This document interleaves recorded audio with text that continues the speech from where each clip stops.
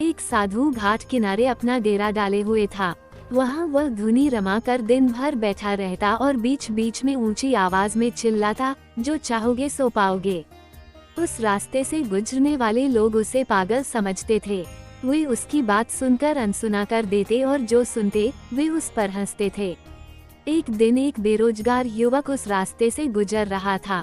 साधु की चिल्लाने की आवाज उसके कानों में भी पड़ी, जो चाहोगे सो पाओगे, जो चाहोगे सो पाओगे। ये वाक्य सुनकर वह युवक साधु के पास आ गया और उससे पूछने लगा, बाबा, आप बहुत देर से जो चाहोगे सो पाओगे चिल्ला रहे हो, क्या आप सच में मुझे वो दे सकते हो जो मैं पाना चाहता हूँ?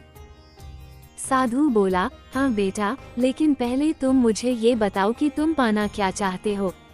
बाबा, मैं चाहता हूँ कि एक दिन मैं हीरों का बहुत बड़ा व्यापारी बनूं।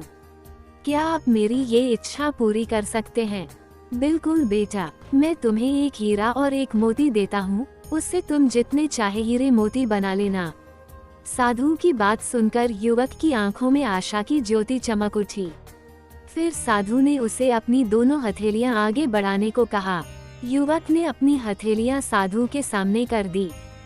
साधु ने पहले उसकी एक हथेली पर अपना हाथ रखा और बोला, बेटा, ये इस दुनिया का सबसे अनमोल हीरा है। इसे समय कहते हैं। इसे जोर से अपनी मुट्ठी में जकड़ लो। इसके द्वारा तुम जितने चाहे उतने हीरे बना सकते हो। इसे कभी अपने हाथ से निकलने मत देना। फिर साधु ने अपना दूसरा हाथ युवक की दूसरी हथेली पर रखकर कहा, बेटा, ये दुनिया का सबसे कीमती मोती है। इसे धैर्य कहते हैं। जब किसी कार्य में समय लगाने के बाद भी वांछित परिणाम प्राप्त ना हो, तो इस धैर्य नामक मोती को धारण कर लेना। यदि यह मोती तुम्हारे पास है, तो तुम दुनिया में जो चाहो वो हासिल कर सकते हो। युवक ने ध्यान से साधु की बात सुनी और उन्हें धन्यवाद कर वहां से चल पड़ा। उसे सफलता प्राप्ति के 2 गुरु मंत्र मिल गए थे। उसने निश्चय किया कि वह कभी अपना समय व्यर्थ नहीं गंवाएगा और सदा धैर्य से काम लेगा। कुछ समय बाद उसने हीरे के एक बड़े व्यापारी के यहाँ काम करना प्रारंभ किया।